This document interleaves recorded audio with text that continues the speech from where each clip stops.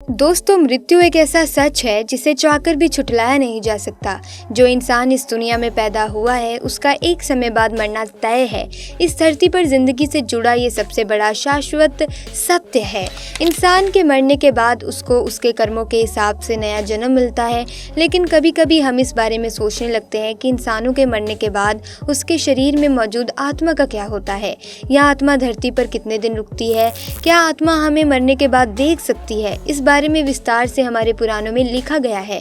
तो आइए जानते हैं कि क्या लिखा गया है गरुड़ पुराण में। सबसे पहले जानते हैं कि मृत्यु होने पर कैसा लगता होगा। गरुड़ पुराण में, जो कि भारत के 18 प्राचीन महाकाव्यों में से एक है और जिसमें मृत्यु और आत्मा के बारे में काफी जानकारी दी गई है। एक इंसान की मृत्यु कई चरणों में होती है। जब किसी इंसान का अंतिम समय करीब आ जाता है तो उसकी पूरी जिंदगी एक पल में उसके सामने आ जाती है।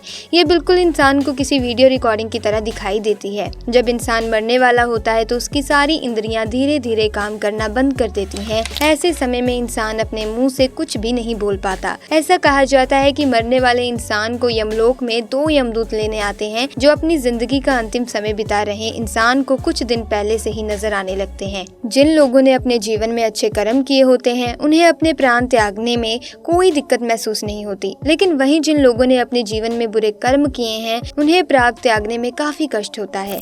गरुड़ पुराण में बताया गया है कि मृत्यु के बाद आत्मा को यमदूत केवल 24 घंटों के लिए यमलोक ले जाते हैं और इन 24 घंटों के दौरान आत्मा को उसके द्वारा किए गए सभी पाप और पुण्य दिखाए जाते हैं। इसके बाद उस आत्मा को फिर यहीं पर छोड़ दिया जाता है जहां उसने अपने प्राणों को त्याग दिया था और अगले 13 दिनों तक आत्मा वहीं रहती है। जब उस आत्मा के धरती पर 13 दिन बीत जाते हैं तो उसे वापस यमलोक ले जाया जाता है।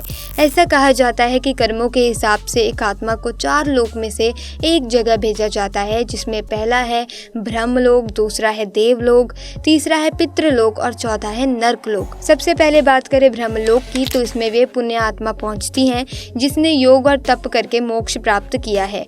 दूसरा देवलोक, यहाँ वो आत्मा पहुंचती हैं जिसे कुछ समय यहाँ रहने के बाद उसे फिर से मनुष्य योनि में जन्म लेना पड़ता है। पितृलोक में सिर्फ वो आत्मा पहुंचती है जो अपने पितरों के साथ समय बिताकर फिर से मानव जीवन में जन्म लेने वाली होती हैं।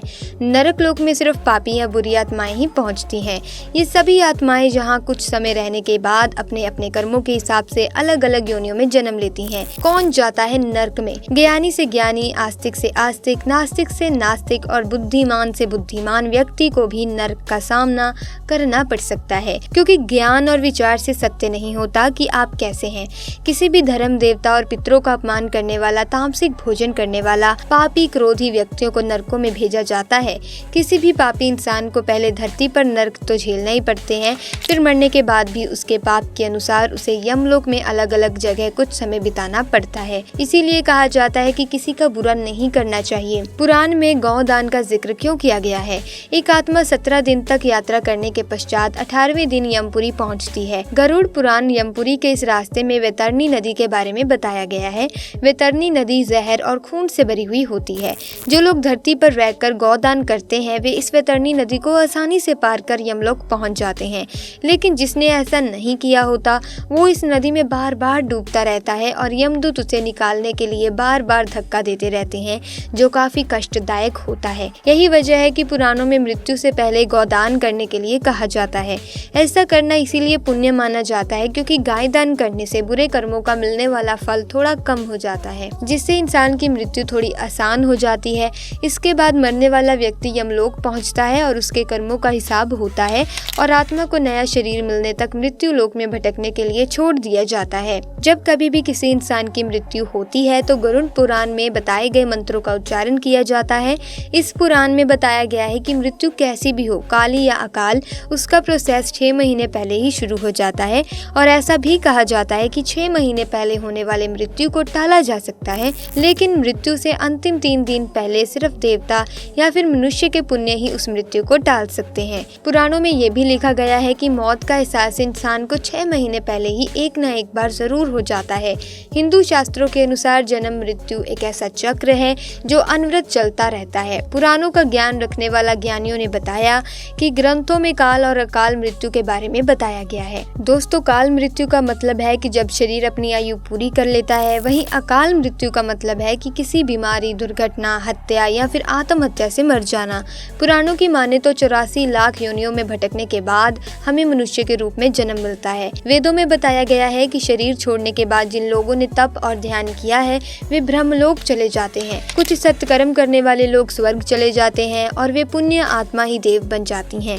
राक्षसी कर्म करने वाले कुछ आत्माएं प्रेत योनि में लंबे समय तक भटकती रहती हैं। यमपुरी पहुंचने के बाद आत्मा पुष्प पोटाका के नाम की एक और नदी के पास पहुंच जाती हैं, जिसका जल साफ होता है और उसमें कमल के फूल खिले रहते हैं। इस नदी के किनारे कई छायादार वृक्ष होते हैं जहां आत्मा आराम करती है और यहीं पर उसके पुत्र या परिजनों द्वारा किए गए पिंड दान और तर्पण का भोज भी करने को मिलता है, जिससे यमलोक में पहुंची उस आत्मा को तृप्ति मिलती है।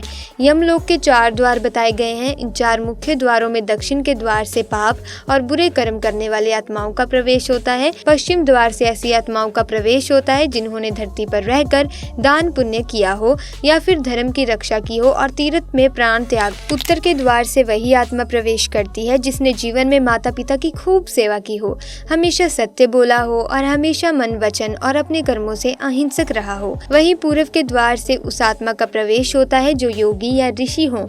इसे स्वर्ग का द्वार भी कहा जाता है।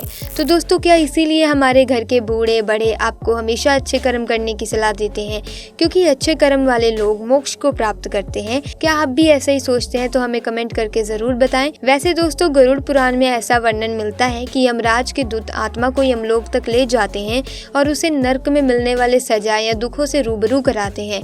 जो लोग दूसरों के पैसे लूटते हैं, ऐसा माना जाता है कि उन्हें यमदूत रस्सी से बांधकर नर्क में मारते हैं और अगर वो बेहोश हो जाते हैं तो उनके होश में आने के बाद फिर उन्हें दोबारा पीटा जाता है। जो अपने पति या पत्नी के साथ तब तक ही रहते हैं जब तक उनके पास पैसा और खुशी रहती है। गरुड़ पुराण के अनुसार उनकी आत्मा को गर्म लोहे पर रखकर मारा जाता है और ये सिलसिला बहुत तेजी से चलता है। और भी बहुत सी सजाएं हैं जिसमें शरीर पर काटने वाले कीड़े छोड़ना, कढ़ाई में तलना भी शामिल है। अगर आप चाहते हैं कि हम इस पर भी विस्तार से एक वीडियो बनाएं तो कमेंट्स में लिखकर ज़रूर बताएं। और दोस्तों, आप ये भी कमेंट्स में बताएं कि आप कौन से कर्म करते हो, अच्छे कर्म करते हो, बुरे कर्म करते हो, पुण्य करते हो या पाप करते हो। क्योंकि दोस्तों, हर पुण्य पाप का हिसाब इसी जन्म में होना है। मरने के बाद किसी को नहीं पता कि उनके साथ क्या होता है। इसीलिए अगर आप अच्छे कर्म करते हो तो आपके साथ भी अच्छा ही होगा और बुरे कर्म करने वालों के साथ तो हमेशा बुरा ही होता है, उनके साथ कभी अच्छा नहीं होता। क्योंकि जिनका इंसाफ इंसान नहीं कर पाते, उनका इंसाफ खुद भगवान करते हैं। तो दोस्तों, आपको आज की वीडियो कैसी लगी हमें ज़रूर बताइएगा। साथ ही साथ वीडियो को लाइक कीजिए, शेयर कीजिए और अगर आपने अभी तक हमारे चैनल को सब्सक्राइब भी नहीं किया तो जल्दी से सब्सक्राइब करके बेल आइकन को प्रेस कीजिए ताकि वीडियोस की अपडेट आपको मिलती रहे। मिलेंगे दोस्तों नेक्स्ट वीडियो में नई जानकारी के साथ। तब तक के लिए आपका बहुत बहुत धन्यवाद।